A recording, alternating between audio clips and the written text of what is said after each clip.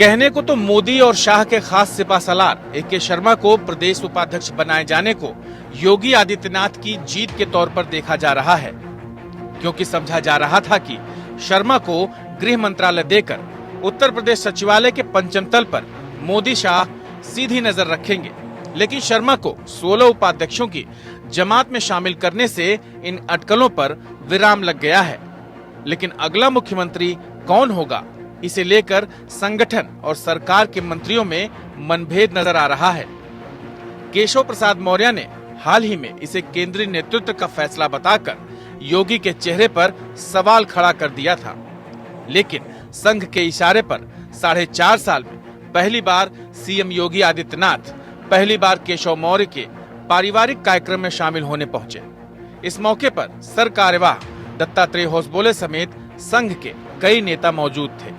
हालांकि इससे पहले योगी मौर्य के पिता के निधन पर श्रद्धांजलि देने कौशाम्बी जा चुके हैं। दरअसल संघ यूपी चुनाव को राम मंदिर निर्माण के अभियान के नजरिए से प्रचारित करना चाहता है। मतदाताओं को समझाने की कोशिश की जा सकती है कि अगर यूपी से बीजेपी की सरकार ना बनी तो मंदिर निर्माण फिर कभी पूरा नहीं हो पाएगा। ये मुद्दा कोरोना से अपनों की मौत के दर्द पर भारी पड़ सकता है। इसे पार्टी के भीतर सुलग रही बगावत को ठंडा करने में भी इस्तेमाल होगा। संघ से बीजेपी में पार्टी के राष्ट्रीय संगठन मंत्री बीएल संतोष दिल्ली से लखनऊ एक किए हुए हैं।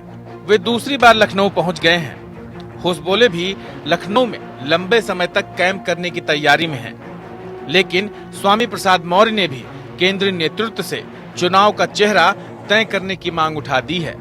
लेकिन संघ मतभेदों को दबाकर चुनाव के लिए सबको एकजुट करने की मुहिम में लगा हुआ है। ऊपर से नीचे तक संगठन और सरकार में तालमेल पर जोर दिया जा रहा है। बूथ के पदाधिकारियों को सक्रिय किया जा रहा है। अमित शाह की पन्ना प्रमुख के स्तर तक सीधे संपर्क बनाने की रणनीति की सफलता को दोहराने की तैयारी चल रही है। संघ पहली बार खुलकर बीजेपी के चुनावी अभियान में शामिल हुआ है। उसे राम मंदिर न्यास के जमीन खरीदी घोटाले की खबरों से भी बेचैनी है। इन घोटालों को लेकर पिछले दिन संतों ने बैठक कर जांच की भी मांग उठाई है। हाल ही में अयोध्या के मेयर ऋषिकेश उपाध्याय के भांजे दीप नारायण पर 20 लाख में जमीन खरीदकर 2.5 करोड़ में बेचने का दूसरा मामला भी सामने आया था। खबरों के मुताबिक वो जमीन नजूल की थी। इससे ट्रस्ट में संघ के वर्चस्व से नाराज कई साधु संत सवाल उठा रहे हैं। तो मीडिया में ट्रस्ट और उसके महासचिव चंपत राय के रिश्ते नातेदारों पर सवाल उठाने वाले पत्रकारों पर 15 से ज्यादा धाराएं लगा दी गई हैं। जिस मर्यादा पुरुषोत्तम राम ने धोबी के कथन पर अपनी पत्नी का त्याग कर दिया था, उसी राम के नाम पर सत्ता में बैठने वालों पर रामलला विराजमान के लिए घोटालों का मंदिर बनाने का आरोप लग रहा है। ऐसे में हार का ठीकरा फोड़ने और घोटालों के आरोपों पर योगी को ढाल बनाने में बीजेपी को ज्यादा फायदा नजर आ रहा है, क्योंकि संघ और बीजेपी को लगता है कि योगी का सन्यासी भेष इन सारे आरोपों को ढक लेगा।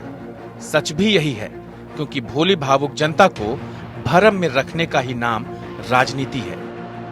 Bureau report, APN.